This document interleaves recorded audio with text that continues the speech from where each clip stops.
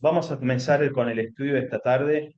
Esta tarde vamos a centrarnos en un pasaje del Evangelio de Marcos, que está también en Mateo y en Lucas. Seguimos con la lectura sincrónica de los Evangelios. Venimos haciéndolo esto ya desde el año pasado. Hoy vamos a parar en un famoso pasaje que hemos escuchado muchas veces, que tiene que ver con cuando Jesús calma la tempestad, pero vamos a analizarlo desde el punto de vista de la verdad que revela este pasaje y no solamente quedarnos con el aumento de la fe, el desafío de la fe que le hace Jesús a los discípulos, eh, y cómo animarnos a nosotros a confiar en Jesús, que es lo que generalmente escuchamos de ese pasaje. Vamos a ver, hay una realidad espiritual que comunica ese pasaje, que puede ayudarnos en el estudio de hoy para entender un poquito mejor algunas cosas que pasan hoy en día. Vamos al pasaje en Marcos capítulo 4, versículo 35, y vamos a leer del versículo 35 al versículo 41. Marcos capítulo 4, versículos 35 al 41. ¿Quién lo quiere leer? Dice, ese mismo día, al caer la noche, Jesús le dijo a sus discípulos, pasemos al otro lado. Despidió a la multitud y partieron con él en la barca donde estaba también otras barcas donde estaba. También otras barcas lo acompañaron. Pero se levantó una gran tempestad con vientos y de tal manera las olas azotaban la barca, que ésta estaba por inundarse. Jesús estaba en la popa y dormía sobre una almohada. Lo despertaron y le dijeron, Maestro, ¿acaso no te importa que estemos por naufragar? Jesús se levantó y reprendió al viento y dijo a las aguas, Silencio, a callar. Y el viento se calmó, y todo quedó en completa calma. A sus discípulos les dijo, ¿por qué tienen tanto miedo? ¿Cómo es que no tienen fe? Ellos estaban muy asustados y se decían unos a otros, ¿quién es este que hasta el viento y las aguas le obedecen? Bien, muy bien. Eh, Generalmente cuando se aborda este pasaje en la Escritura, se hace hincapié en cómo Jesús calma la tempestad y en la fe de los discípulos y cómo se ven sorprendidos ellos ante el hecho de la autoridad de Jesús sobre los elementos de la naturaleza. De ahí se desprende después enseñanza de que Jesús está por encima de los problemas, que tenemos que confiar en Él, que aunque no lo veamos, Jesús está. Todas esas verdades son ciertas, lo muestra el pasaje, pero hay una verdad espiritual más profunda y más esencial e importante para nuestras vidas que comunica este pasaje, y es la naturaleza de Jesús. Es la respuesta a la pregunta, ¿quién es Jesús realmente? Este pasaje nos muestra una faceta muy interesante de Jesús que nos habla de su naturaleza humana y su naturaleza divina. Hay dos hechos que dan cuenta de esto. El primero es Jesús durmiendo en la barca, Jesús satisfaciendo una necesidad. Si nosotros vemos los pasajes anteriores, los versículos anteriores, lo vemos a Jesús muy activo enseñando a las multitudes, y es fácil entender de que estuviera cansado, que estuviera agotado, y que en medio de ese viaje de cruzar el lago se quedara dormido.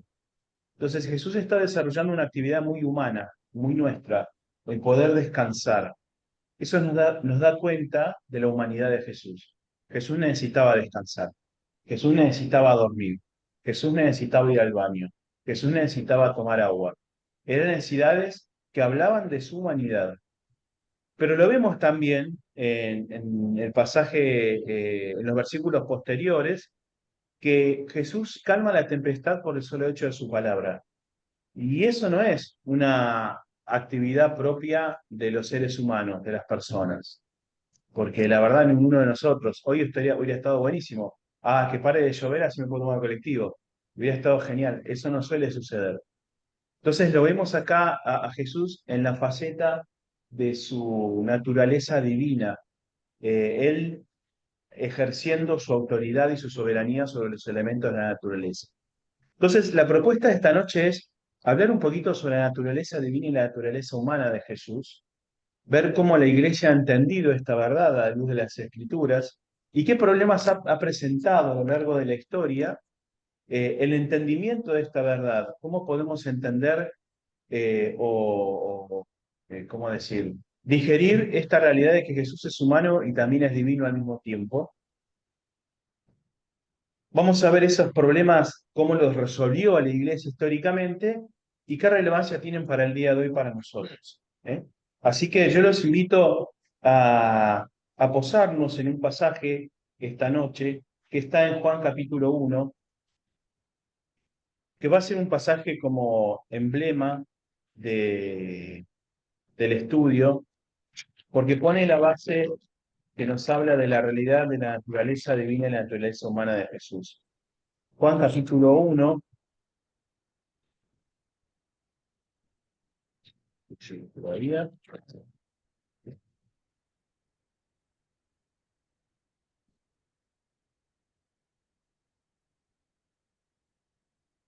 Dice del versículo 1, en el principio ya existía la palabra estaba con Dios y Dios mismo era la palabra. En el principio la palabra estaba con Dios, por ella fueron hechas todas las cosas, y sin ella nada fue hecho de lo que ha sido hecho. En ella estaba la vida, y la vida era la luz de la humanidad, y la luz resplandece en las tinieblas, y las tinieblas no prevalecieron contra ella. En este pasaje, en este principio del Evangelio de Juan, que nos recuerda mucho el comienzo del libro de Génesis también, establece ya de entrada que vamos a estar hablando de alguien divino. ¿Eh?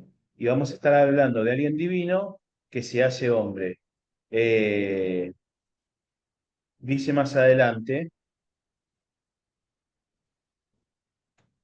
el versículo 10, en el mundo estaba y el mundo fue hecho por ella, pero el mundo no la conoció. La palabra vino a los suyos, pero los suyos no lo recibieron. Pero a todos los que lo recibieron, a los que creen en su nombre, les dio la potestad de ser hechos hijos de Dios, los cuales no son engendrados de sangre, ni de voluntad de varón, ni de voluntad, ni de voluntad de carne, ni de voluntad de varón, sino de Dios. Y la palabra se hizo carne y habitó entre nosotros, y vimos su gloria, la gloria que corresponde al unigénito del Padre, llena de gracia y de verdad. Entonces, esto que en los primeros versículos Juan dice, esto es divino, esta es la palabra de Dios, este es el comienzo de la creación, todo se sustenta por esta palabra, la palabra en un momento se hizo carne, se hizo humanidad. Esto en la teología se denomina la unión hipostática. ¿Eh? ¿Qué quiere decir hipostática? La palabra hipostática quiere decir de un mismo fundamento o de una misma naturaleza. La unión hipostática es la unión de las dos naturalezas de Jesús. Nosotros creemos, por lo que dice en la Escritura, muestran las Escrituras, que Jesús es totalmente hombre y totalmente divino. Es 100% hombre y 100% humano. Es divino. Es, es un misterio que Dios revela de cómo pueden coexistir la naturaleza humana y la naturaleza divina de Jesús. Como nosotros las personas siempre queremos racionalizar todo y tratar de entender de qué se trata todo esto, al pensar sobre la realidad de la unión hipostática, es decir, de las dos naturalezas de Jesús, la humana y divina, y cómo se manifiestan al 100% en una persona, estamos hablando de una persona que es Jesús con dos naturalezas al 100%, la humana y la divina. Al entender racionalizar todo esto y aplicarle un poquito de lógica a los seres humanos, hemos transitado por un montón de variables en el pensamiento para poder entender. Esta tarde quiero traerles algunas maneras de entender esta verdad y cómo fácilmente podemos caer en el error cuando no tenemos una base bíblica firme. Voy a leerles una porción de la Confesión de Fe de Westminster en el capítulo 8. El artículo 2 dice, el Hijo de Dios, la segunda persona de la Trinidad, siendo verdadero y eterno Dios, igual de una sustancia con el Padre, habiendo llegado la plenitud del tiempo, tomó sobre sí la naturaleza humana con todas las propiedades esenciales y con sus debilidades comunes, mas sin pecado. Fue concebido por el poder del Espíritu Santo en el vientre de la Virgen María, de la sustancia de ella. Así que, Dos naturalezas completas, perfectas y distintas, la divina y la humana, se unieron inseparablemente en una persona, pero sin conversión, composición o confusión alguna. Esta persona es verdadero Dios y verdadero hombre, un solo Cristo, el único mediador entre Dios y el hombre. Confesión de Fe Guadmista, capítulo 8, artículo 2. Esa sería la posición que tenemos desde la posición histórica clásica de la Iglesia cristiana, sobre todo desde el pensamiento reformado. Y digo cristiana porque es común a todas las iglesias cristianas. Todas las iglesias cristianas de diferentes trasfondos creen exactamente en lo mismo. Y ahora vamos a ver cómo se formó ese pensamiento.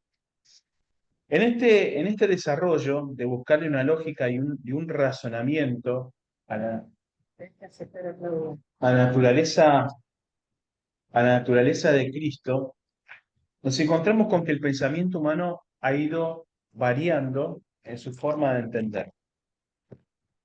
Yo voy a traerles, son 4 o 5 llamadas herejías. ¿Qué es una herejía?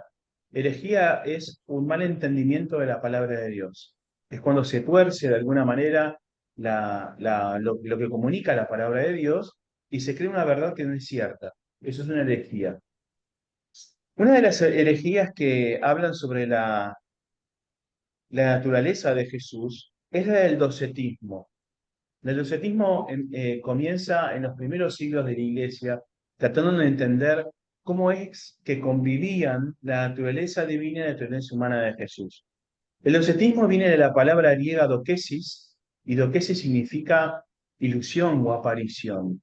Lo que decían los docetistas era que Jesús no era humano.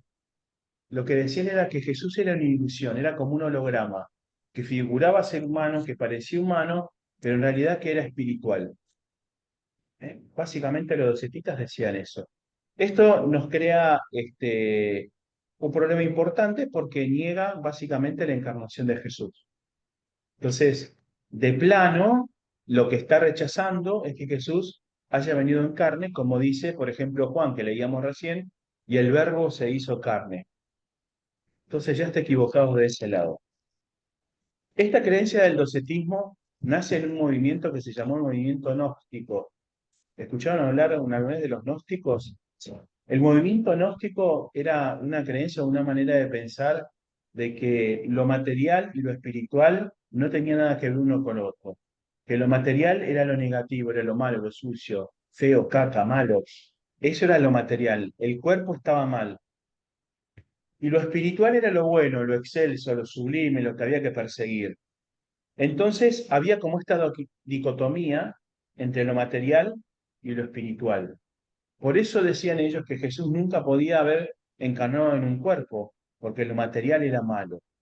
Entonces lo que se percibía de Jesús como material era una ilusión, era espíritu, era una manifestación ilusoria del espíritu de Jesús. ¿Se entiende? Docetismo, primera herejía. Igual hay gente que hablaba con él y que lo tocaba. Preguntarle a los docetistas. No sabría decirte cómo lo resolvían eso. Eh, Segunda de las herejías es el ebionismo. El ebionismo viene un poquito más avanzado en el tiempo, viene a partir del siglo II y es un movimiento dentro de los judíos cristianos. Es decir, judíos que habían reconocido a Jesús como el Mesías y se habían cristianizado, pero que a la vez mantenían las tradiciones judías, eh, sobre todo mantenían la práctica de la circuncisión.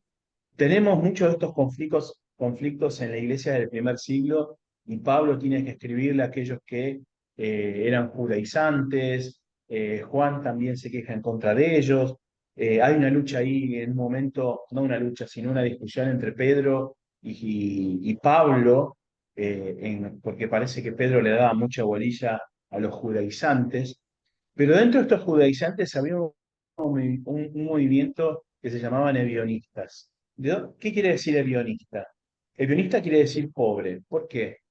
Porque hay un vocablo, los ebionim eran los pobres para los judíos.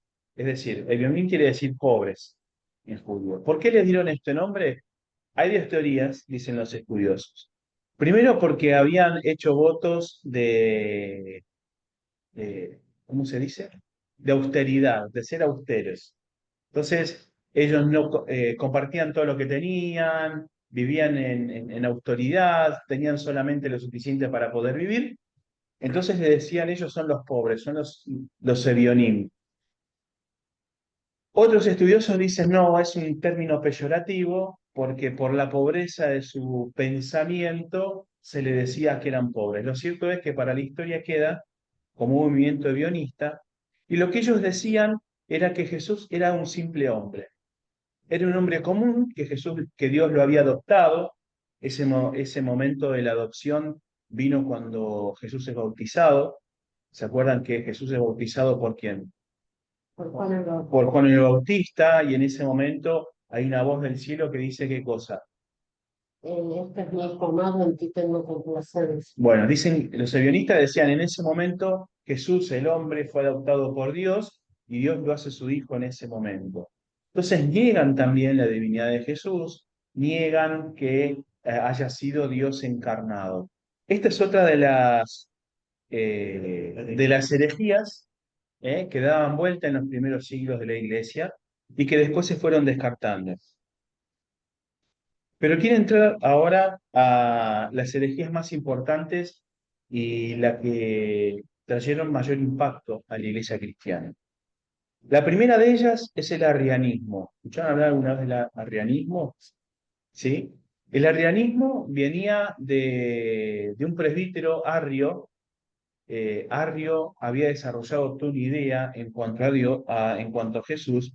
Era presbítero de Alejandría y enseñaba que hubo un momento en que el Hijo de Dios no existía.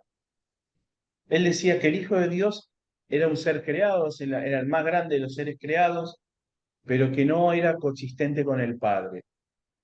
Esta enseñanza la comenzó a llevar adelante en la ciudad de Alejandría y rápidamente la iglesia reaccionó frente a esa enseñanza que comenzaba a tomar adeptos y se desarrolló un concilio, que es el famoso concilio de Nicea. ¿Por qué es famoso? Porque de ahí sale el credo niceno. Y el credo niceno dice así: creemos en un solo Señor, Jesucristo, Hijo de Dios, engendrado del Padre, Dios de Dios, luz de luz, Dios verdadero de Dios verdadero, engendrado, no creado, de la misma sustancia que el Padre. La Iglesia reaccionó frente a esta enseñanza de Arrio, diciendo no, Jesús es el Hijo de Dios, de una misma sustancia de Dios, y existió siempre también junto con el Padre. Hay un pasaje que nos habla sobre esto y que es Hebreos capítulo 1, versículo 3. Los invito a buscarlo.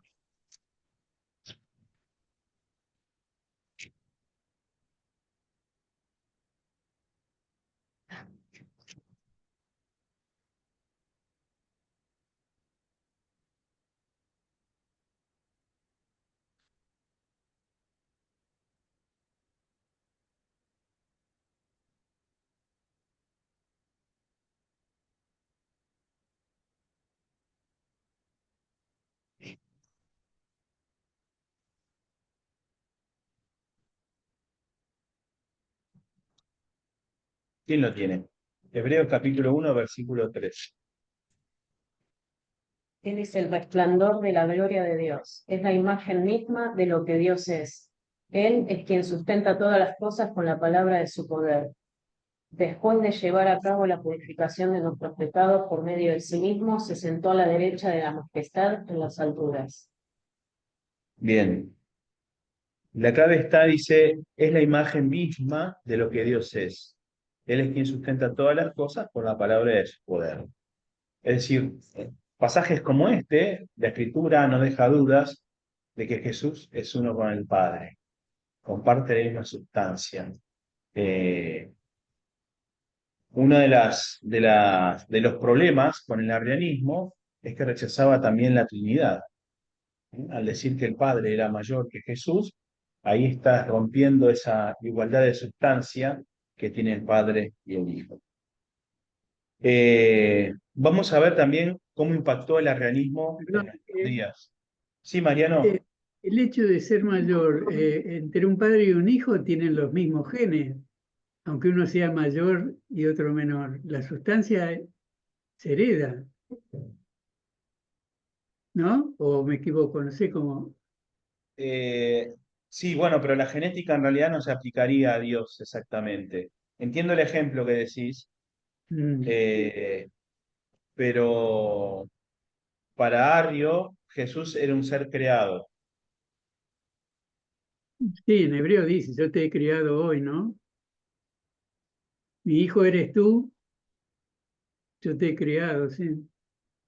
Bueno, pero lo que decían en el credo de Nicena es que lo que deja claro la Escritura es que Jesús es eternamente engendrado, no creado, lo cual es una diferencia muy grande, y al agregarle esa eternidad es la siempre existencia de Jesús en la Trinidad.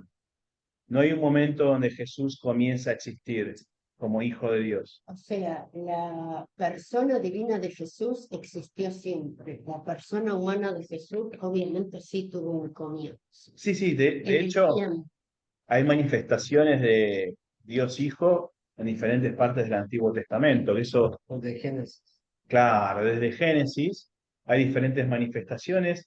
Eso por ahí para otro estudio lo podemos Pero ver. si no es un ser creado, es engendrado desde la eternidad. Sí, más que nada engendrado eternamente. Sí, ¿Sí? sí. Ahora vamos a ver cómo impacta el arrianismo también en nuestros días. Pero a medida que van surgiendo estas maneras de interpretar la respuesta a la pregunta ¿quién es Jesús?, la iglesia va respondiendo. ¿Eh? Algo que quiero destacar antes de seguir con las siguientes herejías es que los verdaderos problemas de la iglesia siempre vinieron de adentro. Cada vez que la iglesia tuvo problemas externos, creció. Cada vez que persiguieron, no me salía la palabra, persecusieron iba a decir.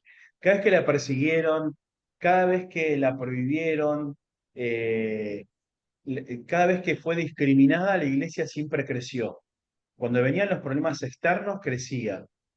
Cuando venían los problemas internos, era cuando la iglesia sufría. ¿Eh? Estas herejías que estamos viendo nacen del seno de la iglesia de los primeros siglos. Son los mismos cristianos que se desvían de las enseñanzas bíblicas, cometen errores y dañan a la iglesia. Por eso la iglesia trata de responder de manera rápida a estas enseñanzas retorcidas. Bien, arrianismo, definíamos recién, se trata del concilio de Nicea y sale de ahí el credo niceno. Vamos a ver otros de estas herejías, que es el nestorianismo. Alrededor del siglo V después de Cristo, viene de ¿cómo se llamaba? El principal de Constantinopla, bueno, como el obispo, no me sale el cargo ahora, el obispo de Constantinopla comienza a decir que Jesús no estaba muy seguro de que era Dios. Básicamente lo que decía, que tenía un problema, yo sé que alguno se va a escandalizar, pero habían definido como que María era la madre de Dios. Y él decía que no estaba de acuerdo con eso, que María no era la madre de Dios, sino que María era la madre de Cristo, porque nadie podía ser madre de Dios. ¿Se entiende Sí. ¿Sí? Hay una palabra en griego que se llama Theotokos, que quiere decir madre de Dios, y él argumentaba que solamente María podría ser Cristotokos. Y decía lo siguiente, decía, María dio a luz a Jesús humano y no al Dios eterno. El nestorianismo lo que nos decía es que Jesús era un hombre, que no tenía esa divinidad, porque Dios nunca podía ser engendrado. Juan capítulo 1, versículo 14, lo leíamos recién, dice, el verbo se hizo carne y habitó entre nosotros. No se dice que se unió a un hombre, sino que el verbo se hizo carne y habitó entre nosotros. Ante, ante esta separación peligrosa que hacían, bueno, no me sale ahora, Constantinopla. sí, Nestorio, creo que era. el patriarca de Constantinopla, sí, gracias, Nestorio, pero no me sale la palabra. El patriarca de Constantinopla, hay una respuesta de parte de la Iglesia, que es el Concilio de Éfeso, también en el siglo V, donde ellos llegan a la resolución y dicen, Cristo es una sola persona con dos naturalezas, unidas de forma inseparable, y se reafirma, y de esto se agarra la Iglesia Católica, el título de María de Theotokos, es decir, María como Madre de Dios. ¿Por qué? Porque la lógica y el relacionamiento lo que decía es, como Jesús es Dios y Jesús también es hombre, María es tanto madre del hombre como madre de Dios. Esa discusión la dejamos para otro día sobre María, la Madre de Dios. Pero vamos a basarnos en el nestorianismo, donde Nestorio decía que estas naturalezas estaban separadas, que por un lado iba la naturaleza divina y por otro lado iba la naturaleza humana. Por eso también decía que Dios no había muerto en la cruz, porque Dios no podía morir. Claro, exactamente. Bueno, cada una de estas herejías trae este problema también, y es que lo que hacen es negar la muerte o el sacrificio de Dios en la cruz, ya sea porque uno, por ejemplo, cuando analizábamos los ebionistas, o cuando analizábamos el arrianismo o dentro del nestorianismo, al desdoblar la naturaleza de Cristo, ya sea por la naturaleza humana o la naturaleza divina, alguna de ellas siempre falta en la cruz. Y lo que hace válido el sacrificio de Jesús en la cruz es que es Dios muriendo por nuestros pecados y también en su nombre cargando la paga de la muerte, la paga del pecado que es la muerte. Entonces es necesario que tanto la deidad, la divinidad de Jesús, como la humanidad de Jesús estén colgadas en la cruz. Entonces, cualquier doctrina o cualquier enseñanza que nos diga que Dios no estaba en la cruz o que Jesús en su humanidad no estaba en la cruz, pierde sentido el sacrificio de la cruz, la muerte sacrificial. ¿Vamos bien hasta ahí? Sí. Bien, muy bien. Vamos con una de las últimas herejías antes de ir a la actualidad. ¿Querías decir algo? No, igual Dios muere en la cruz porque Él quiere morir. Él le da permiso a la muerte para ingresar a su cuerpo. Ah, pero las dos naturalezas son bien claras para mí, una de la Sí, otra. sí, sí, sí, sí.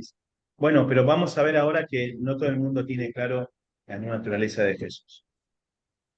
Hay otra herejía que se llama monofisismo. Eh, esto hablaban de... Déjame ver que acá me equivoqué. Ellos lo que decían era que la naturaleza humana había sido absorbida por la naturaleza divina. En su entendimiento de comprender cómo Jesús podía ser hombre y cómo Jesús podía ser Dios, ellos decían que esa naturaleza de hombre había sido sometida por la naturaleza divina. Entonces Jesús por eso podía hacer muchos milagros, por ejemplo. ¿Eh? Esta palabra, monofisismo, lo que quiere decir es una sola naturaleza. Mono, uno, fisismo, naturaleza. Es decir, otra vez hacen que Jesús sea o divino o humano, y obviamente trae desencadenado esta cuestión de que Jesús en la cruz no está completo su naturaleza, de esa manera no tiene sentido su sacrificio en la cruz. ¿Cómo respondió la iglesia ante esto? Con el concilio de Calcedonia, y ellos escribieron esto diciendo: Jesús es perfecto en divinidad y perfecto en humanidad, verdadero Dios y verdadero hombre. ¿Cómo se manifiestan estas herejías en nuestros días hoy? Uno podrá pensar, siglo I, siglo II, siglo III, siglo IV, siglo V, que son herejías que fuimos viendo, que la iglesia fue resolviendo, que hizo diferentes concilios, hoy no deberían existir. Bueno, sin embargo, existen. Hoy están vigentes. El docetismo moderno, yo me tomé acá algunas notas, se manifiesta principalmente en movimientos de la New Age. ¿Saben lo que es la New Age? Es un movimiento espiritual, sincrético. ¿Cómo? Nada, Sincrético, que lo que hace es mezclar enseñanzas de diferentes religiones y saca pedacitos de cada una de ellas. Movimientos como, por ejemplo, la astrología, esto ahora de hacer las costeletas, le digo yo, las constelaciones familiares, o lo que viene adosado a la práctica del yoga, o Budismo. el Reiki, ¿eh? No tanto el budismo, hay un movimiento que se llama la era de Acuario, que es un movimiento como de renovación espiritual también. Y ellos lo que dicen es que Jesús, hay un movimiento también científico, no sé si es exactamente la Basilio o de la ciencia cristiana, que ellos lo que hacen es espiritualizar a Jesús, como hacían los docetistas. Los docetistas que decían que Jesús era espíritu y lo que veían era una imagen, una visión, un holograma de Jesús, bueno, ellos dicen, Jesús es un maestro espiritual, no importa tanto si hizo o no, hombre o no, y en él tenemos la fuente espiritual para todo.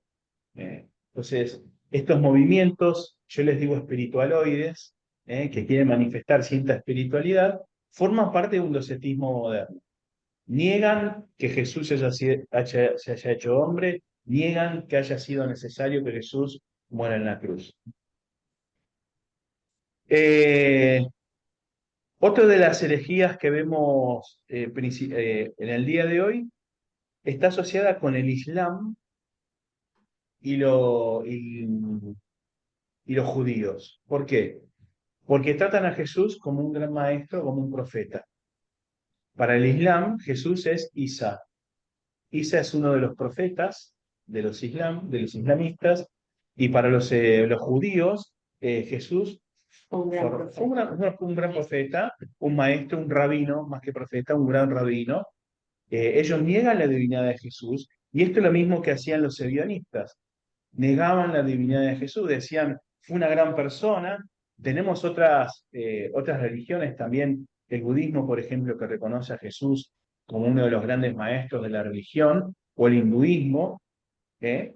Y lo que hacen es negar la divinidad de Jesús. Así que hoy también se manifiestan estas herejías. Y la última de estas herejías que se manifiesta de manera actual es el arrianismo, principalmente en dos movimientos religiosos, los testigos de Jehová y los mormones. Para ellos, Jesús no es el Hijo de Dios, sí es un ser superior al hombre. Para los testigos de Jehová que niegan la Trinidad, es el arcángel Miguel. Estaba leyendo para no confundirme de ángel. Es el arcángel Miguel que está encarnado, pero no es el Hijo de Dios. Y para los mormones tiene que ver con que Jesús no es el Hijo de Dios, sino que también es un ser celestial superior, pero que no forma parte de la Trinidad.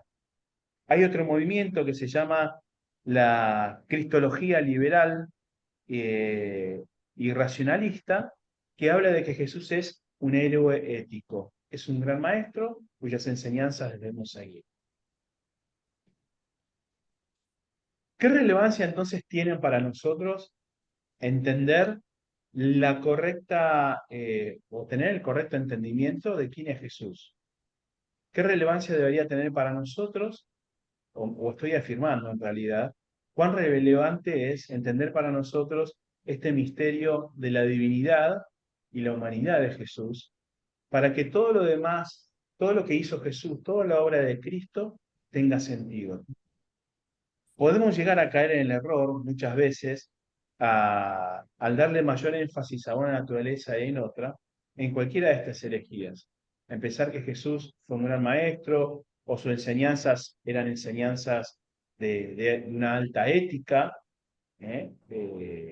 O pensar que él simplemente fue un maestro espiritual, o quizás pensar que él solamente vino a revelar cuestiones espirituales y nada tenía que ver con la realidad. Hay una encuesta que se hizo en el año, creo que 2014, que le hizo Ministerios Ligonier en los Estados Unidos sobre 3.000 casos, donde detectó que más del 70% de la población que había sido encuestada, ellos no estaban seguros sobre esa naturaleza divina y naturaleza humana de Jesús. Muchos de ellos decían que Jesús había sido el mejor hombre que había existido, pero les costaba creer mucho que esas dos naturalezas convivieran. Pregunto, ¿qué podemos hacer nosotros ante el embate de estas diferentes ideologías o diferentes formas de pensar que tenemos hoy en el presente?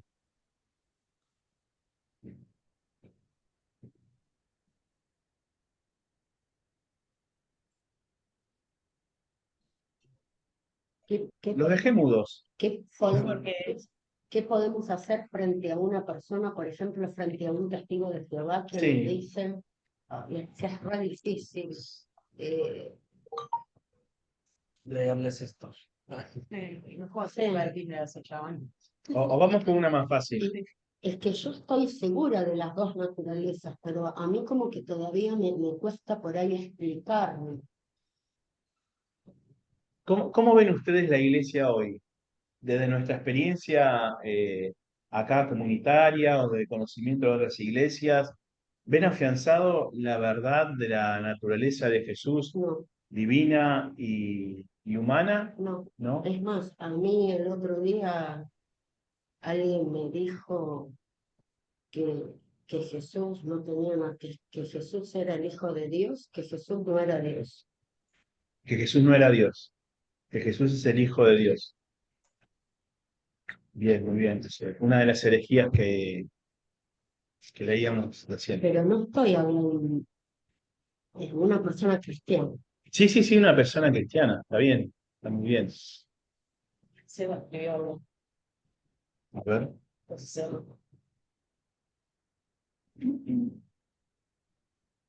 Al testigo de Jehová le hacemos leer el libro de ellos, Isaías 9:6. Habría que ver qué dice Isaías 9:6 en el libro de ellos.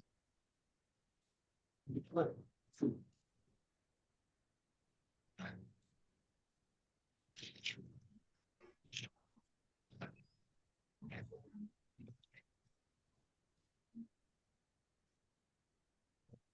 ¿Qué dice? Porque un niño nos ha nacido, un hijo nos ha sido concedido. Sobre sus hombros llevará el principado y su nombre será consejero, admirable, Dios fuerte, Padre eterno y príncipe de paz. Muchas gracias, Dani. Le hacemos leer eso entonces. ¿Cómo ven ahí en casa ustedes la realidad de la iglesia hoy frente a la verdad de la naturaleza de Jesús, como hombre y como Dios? No, yo pensaba recién sobre lo que selló, no dice que es el Hijo de Dios, dice un hijo nos es nacido.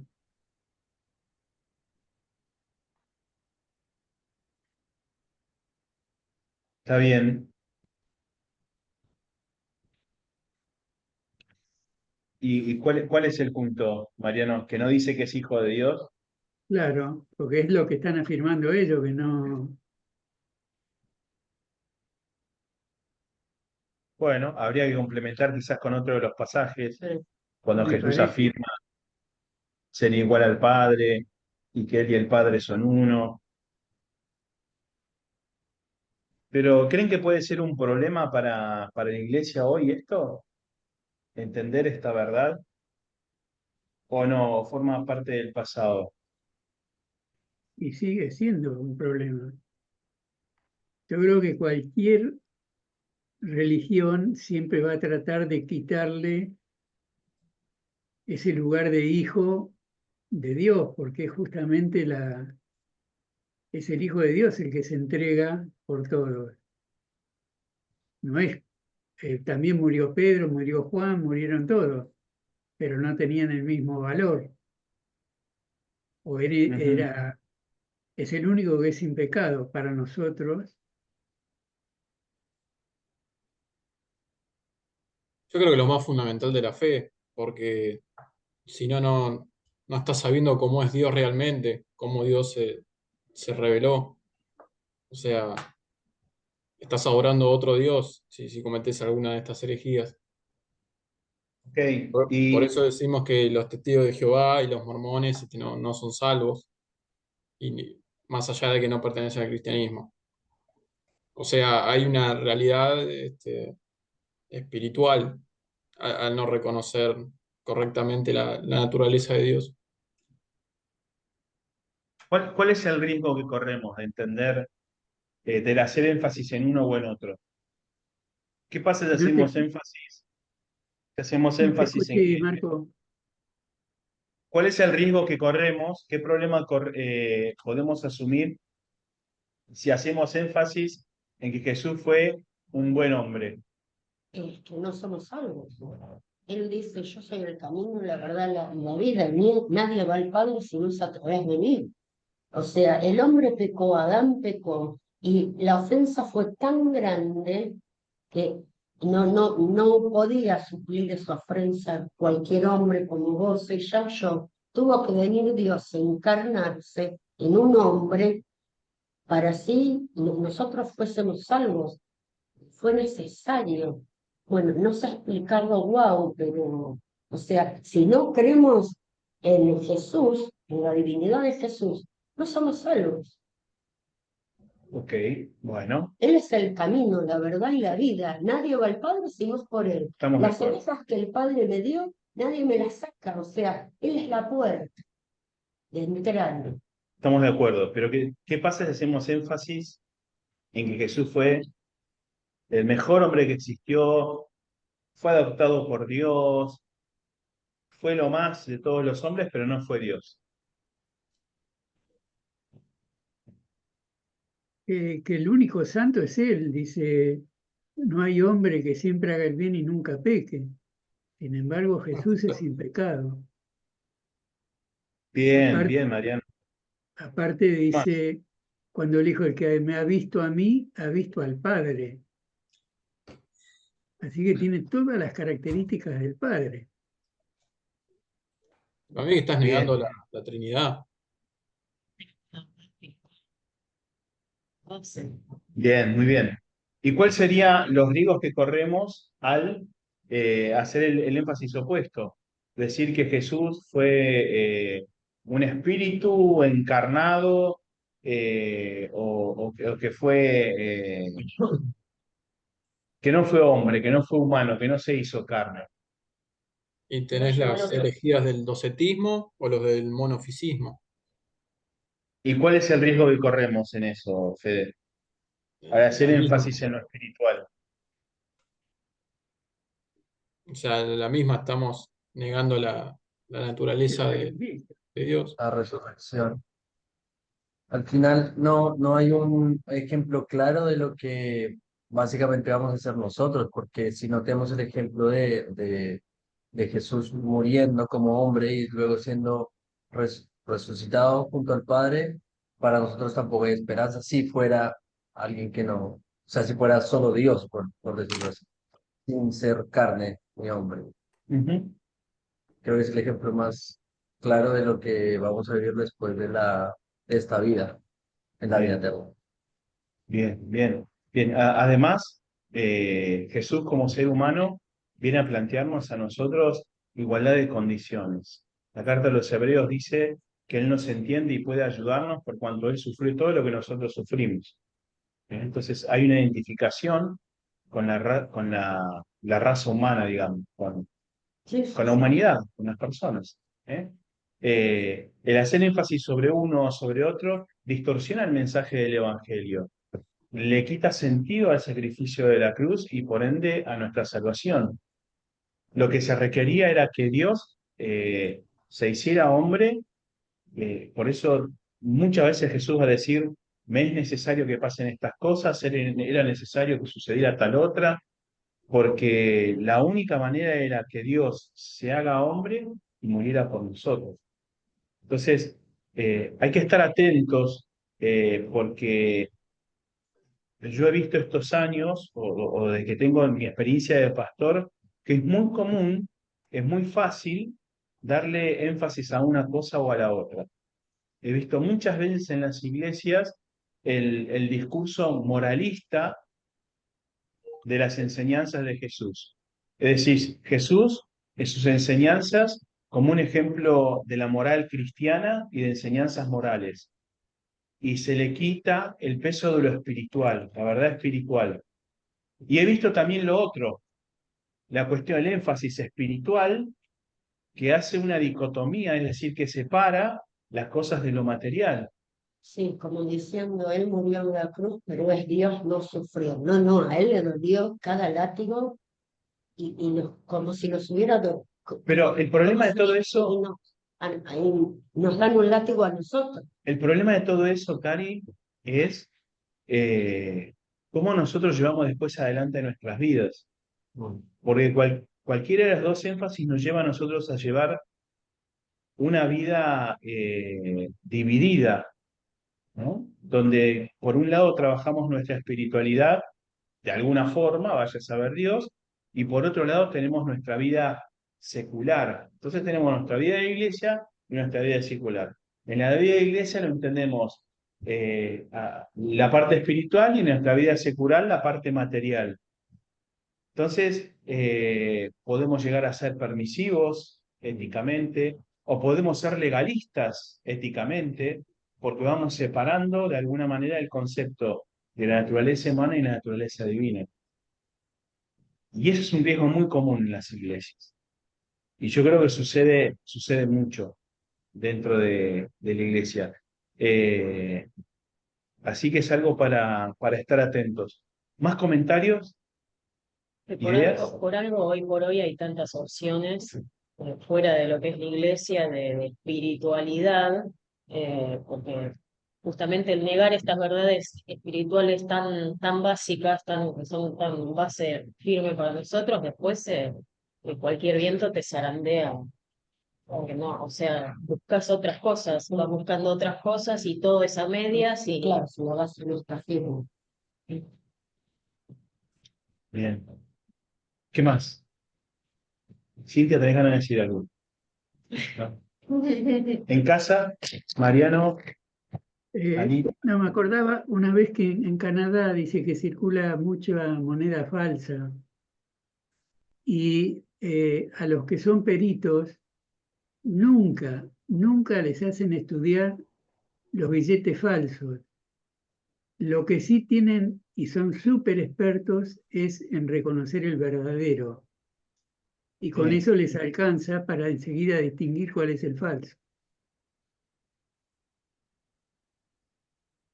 Bien, interesante la ilustración, Mariano, muy interesante. ¿Qué más? ¿Algún comentario más?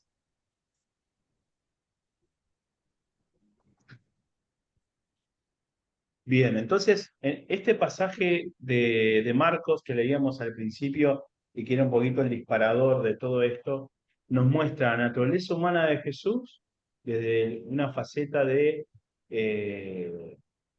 su necesidad de descanso, de poder dormir, y nos muestra también la faceta divina de Jesús, mostrando autoridad sobre los elementos.